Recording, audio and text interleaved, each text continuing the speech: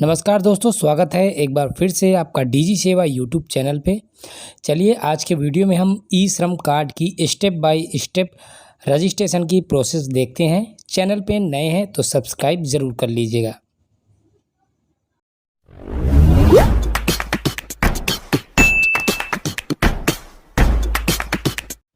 तो आप ई श्रम वेबसाइट के होम पेज पे हैं।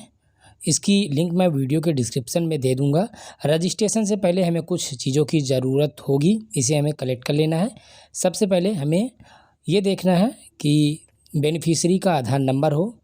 पॉसिबल है तो आधार लिंक मोबाइल नंबर भी होना चाहिए। उसके बाद साथ में हमारे पास एक एक्टिव बैंक अकाउंट नंबर होना चाहिए जो आधार से लिंक हो, और साथ ही उसकी एज 16 से 59 के बीच में होनी चाहिए, यानी कि 25 अगस्त 1961 से 24 अगस्त 2005 के बीच की होनी चाहिए।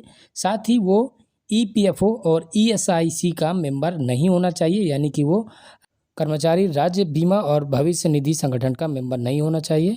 इस लिंक पर हम क्लिक करके अपने डिजिटल सेवा कनेक्ट आईडी और पासवर्ड को डाल के इस पोर्टल पे लॉगिन होंगे।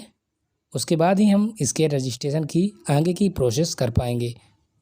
तो चलिए हम इसका आईडी और पासवर्ड डाल देते हैं।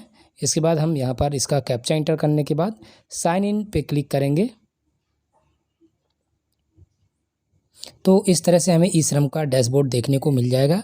यहाँ पर आप देख सकते हैं अपनी सीएससी आईडी, जिसमें आपका नाम और ईमेल आईडी दिखेगी। साथ ही कितने कार्ड आपने जनरेट किए हैं, कितने पेंडिंग है और कितने अंडर प्रोसेस में हैं, आप इस डैशबोर्ड पे देख सकते हैं।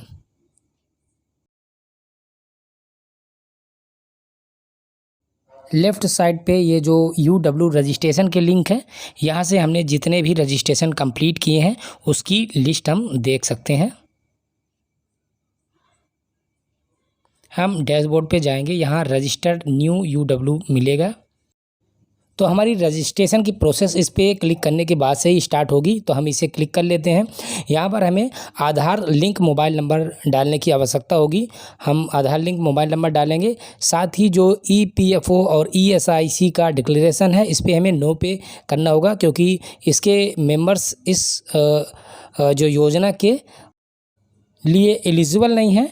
तो हम इस पे नो पे क्लिक करेंगे और आधार लिंक मोबाइल नंबर डालेंगे। उसके बाद कैप्चा इंटर करने के बाद सबमिट करेंगे और ओटीपी का वेट करेंगे। जैसे ही ओटीपी आता है तो हम इस इंटर ओटीपी वाले बॉक्स पे ओटीपी को इंटर करेंगे। देन हम वैलिडेट बटन पे क्लिक करेंगे।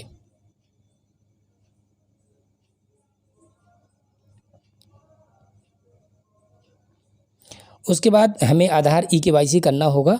तो हम जो बेनिफिशियरी है उसका आधार नंबर यहाँ पर इंटर करेंगे और हमारे पास फिंगरप्रिंट, आइरिस या ओटीपी तीनों में से कोई एक माध्यम चुनने का ऑप्शन है, जिसकी माध्यम से हम ई-केवाईसी कर सकेंगे। तो चूँकि इस बेनिफिशियरी का जो आधार है वो मोबाइल से लिंक है, तो यहाँ पर ओटीपी द्वारा ऑथेंटिकेशन का जो ऑप्शन है उसे सेलेक्ट करेंगे। देन हम यहाँ पर कैप्चा इंटर करने के बाद सबमिट बटन पे क्लिक करेंगे तो हमारे आधार लिंक मोबाइल नंबर पे ओटीपी चला जाएगा। उस ओटीपी को हमें यहाँ पर सबमिट करना है। देन वैलिडेट वाली ग्रीन बटन पे क्लिक करना है। जैसे ही हम इस बटन पे क्लिक करेंगे तो जो कस्टमर का डाटा है आधार द्वारा ई-केवाईसी होके दिख जाता है। आप यहाँ पर कस्टमर का नाम, date of birth, gender, address, उसकी लोकेलिटी, डिस्ट्रिक्ट, स्टेट और पिन कोड, साथ ही कंट्री और जो आधार लिंक बैंक अकाउंट है वो मिल जाता है। उसके बाद हम नेक्स्ट ऑप्शन पे जाते हैं, जहां हमें पर्सनल इन्फॉर्मेशन में कुछ और इन्फॉर्मेशन डालनी होती है। मोबाइल नंबर यहाँ ऑलरेडी फिल होता है। हम यहाँ पर ईमेल आईडी को इंटर करेंगे।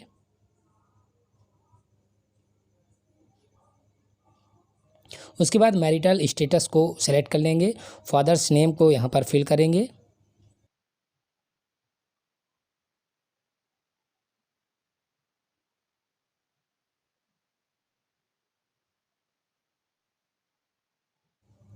इसके बाद हम social category general, SC ST OBC में से सेलेक्ट करेंगे।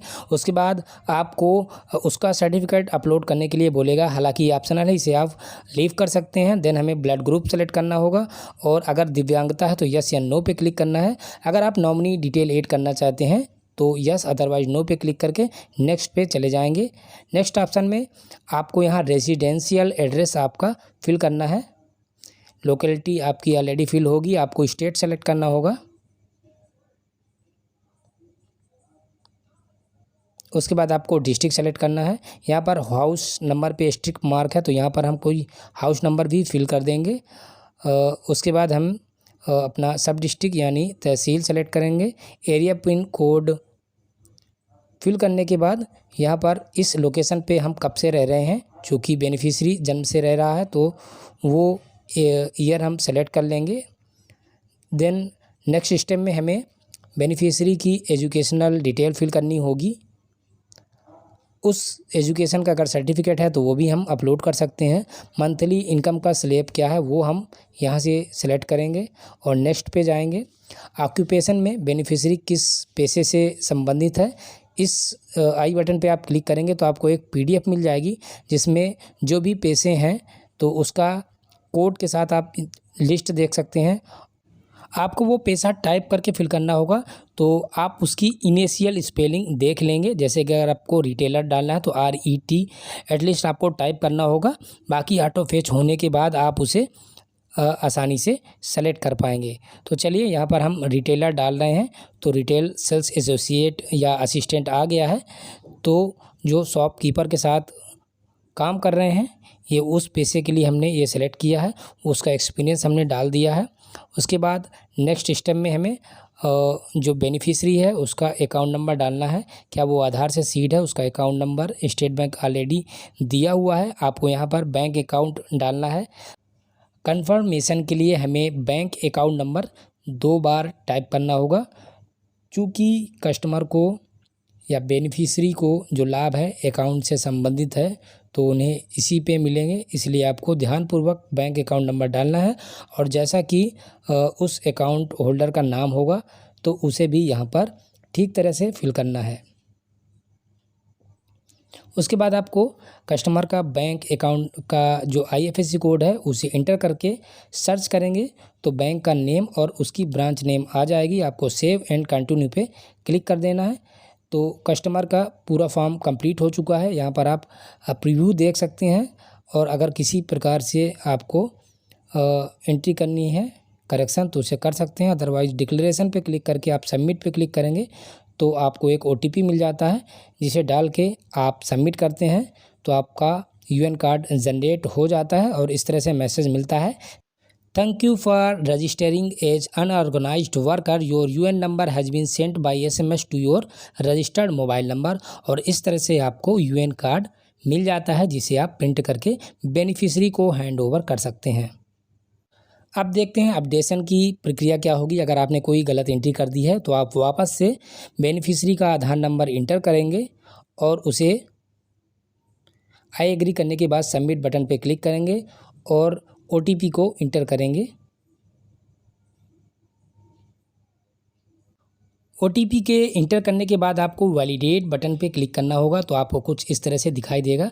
यहाँ से आप अगेन डाउनलोड UN कार्ड पे क्लिक करके UN कार्ड को डाउनलोड करके डुप्लीकेट कॉपी अपने बेनिफिशियरी को कभी भी निकाल के दे सकते हैं।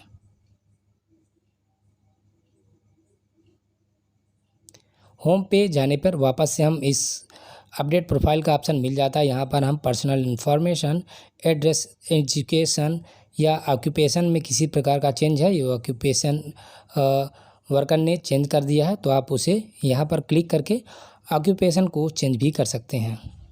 या फिर आप किसी अदर फील्ड में करेक्शन करना चाहते हैं तो आप आसानी से इस तरह से कर सकते हैं। चलिए मैं इसे लॉग आउट कर देता हूं। तो दोस्तों आशा करता हूं आप पंजीयन की प्रोसेस आसानी से समझ गए होंगे। वीडियो को लाइक और चैनल को सब्सक्राइब ज़रूर कर लीजिए। मैं फिर मिलता हूं किसी नए टॉपिक के साथ। फ़िलहाल आपका दिन शुभ रहे। धन्यवाद।